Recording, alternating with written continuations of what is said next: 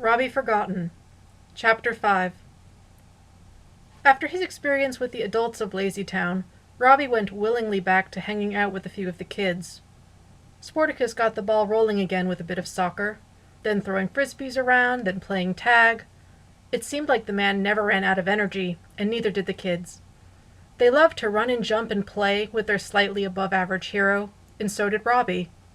At least that's what they all told him. As hard as he tried to keep up with them all, Robbie just couldn't seem to get the knack of any of the games. He huffed and puffed trying to follow along, not laughing with everyone else so much as wheezing. Soccer balls bounced off his backside, frisbees flew over his head, and he could barely run across the sports field to tag anybody else, leaving him stuck as the player to be it. There were too many rules to learn, too much running and jumping around, and not enough time in the day. "It's getting late," Stephanie said, pausing in the fun and games to gaze towards the setting sun. "I should be heading home." "That's a good idea," Sportacus approved with a smile. "Early to bed, early to rise." "Me too," Stingy said. As the kids started exchanging their farewells, Robbie tensed on the spot. "You're all going home?" he asked. "Well, of course," Ziggy said. "We can't stay out here all night, can we? You should go home too, Robbie." "But I can't," Robbie said. "What?" Ziggy laughed a little. "How come?" "Because," Robbie said haltingly, "I don't remember where I live." The chatter died down as confusion dawned across everyone's faces. The kids looked to each other and to Sportacus, wordlessly asking, but nobody could say anything. Robbie's hands began to ball up into fists. "Don't any of you know?" he asked. "Well, no," Stephanie was the one to come out and say it. "None of us really know that for sure." "What?" Robbie stared around at them all, not quite glaring, and his voice cracked. "Well, why not?" The immediate silence in the wake of his question was almost palpable, an uncomfortable pressure on the ears. Stephanie shrugged her shoulders. "It's not like you ever invited us over before," she said, not quite looking at the man. "I guess you're pretty private about that sort of thing is all." Robbie had started to grit his teeth together, and his fists were clenching so hard that his knuckles went white. Rather than start shouting, however, he took in a long draw of air through his nose and let it out slowly, uncurling his fingers at the same time. His shoulders sagged, and the corners of his mouth drooped down as his whole demeanor deflated. "What am I supposed to do now?" he asked, almost a plea. They all stood together with the awkward uncertainty passing back and forth between them. "I know!" Stingy hopped excitedly in place. "He can come stay in my house and help me count all my things!" Robbie raised his head and looked at Stingy with a perplexed stitch in his brow for the dubious invitation. "No," Stephanie countered. "He can stay with me and my uncle, and we can practice our dances!" The girl brightened up immediately at the idea, while Robbie started to cross his arms, a frown still nestled in his face. "Why doesn't he come stay at my place?" Ziggy asked. "I've got loads of pizza and soda and—" "No!" Everyone shouted the boy down at once. Robbie, who just started to perk up at Ziggy's description, returned to looking dejected at the unanimous rejection. "I think it might be best if you come with me for tonight," Sportacus said. All heads turned towards the hero with murmurs of surprise. "But Sportacus," Ziggy said, "you almost never invite anyone up into your airship." "Yeah," Stephanie said. "Are you sure Robbie would be safe?" "That's true," Sportacus said, glancing towards Robbie. The man looked completely mystified by what the controversy was about. "I think I can make an exception for one night, though. Especially for my best friend. He'll be fine." In a show of hospitality, Sportacus didn't make Robbie climb the unwieldy rope ladder, but instead called down the platform for them to both stand on. As it began to rise, Robbie wrapped his arms tightly around the center pole and screwed his eyes shut, avoiding taking in the ever-growing heights at all costs. He shivered as the air grew thinner and colder the higher they went, until finally the lift carried them all the way up into the gondola. "I'm in the airship," Robbie mumbled, peeking through narrowly slit eyes around deck while still clutching tightly to the lift pole.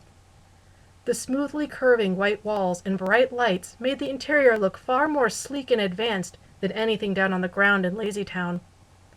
Sportacus stepped off the platform as it formed an airtight seal with the rest of the floor and held out his arms. "That's right," Sportacus said. "Welcome to my home." The skinny man slowly uncurled from his lifeline and took a curious step forward. Seeing how sound the Zeppelin structure was, his shoulders relaxed from their hunch. "Nice place." He cupped his hands around his mouth and called, "Hello!" The gondola echoed his voice back a couple times before it faded, and he chuckled. "Kind of empty, wouldn't you say, Sportabuddy?" It took Sportacus a moment to respond as he tripped over the playful name-calling first, but he caught up quickly enough. "There's plenty of stuff in here," he said. "I just like to keep it neat and tidy until I need something." "Is that so?" Robbie mused, tapping his chin. "All right, where do you eat your breakfast?" "That's easy," Sportacus said, and threw one pointing finger up. "Table!" he shouted. Immediately, a table slid out of the far wall and made Robbie spin around to watch it emerge with a clean shooshing sound. It was already laid out with an assortment of fruits and vegetables. Sportacus ambled over to it and picked up an apple for himself. "Are you hungry?" The amazement on Robbie's face briefly dampened at the mention of eating.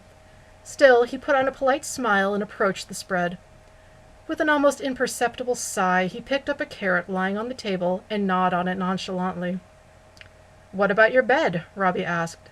"You don't just roll around deck all night, do you?" Sportacus grinned and answered with a loud, "Bed!" Down the other end of the ship, his bed swung down from the wall, the fluffy pillow and plush comforter miraculously staying in place. Robbie nodded at this, openly impressed. "Everything has its place here," Robbie commented. "I bet you never lose anything." "Nope," Sportacus agreed. "How nice for you," Robbie said. "And here I went and lost not only my memory today, but my whole home, too. It's been a long day." "But it's been a good day, too, right?" Sportacus asked. "You've got lots of friends who want to help." "Some help they've all been," Robbie muttered. He frowned at the partially chewed carrot in his hand and set it down. "Well, whatever. Maybe a good night's sleep is all I really need, and I'll wake up with everything back to normal." "Right," Sportacus said, now sounding a little less sure himself. They stood across from each other in silence for a couple seconds, not quite looking at each other. Robbie glanced around deck with his arms crossed loosely across his chest, the fingers of one hand drumming the opposite arm. "Where am I supposed to sleep, anyway?" he asked. "Do you have any more beds in the walls?" "Oh," was all Sportacus said, his blank expression saying the rest. Robbie raised an eyebrow at him. "You really don't have people come up here much, do you?"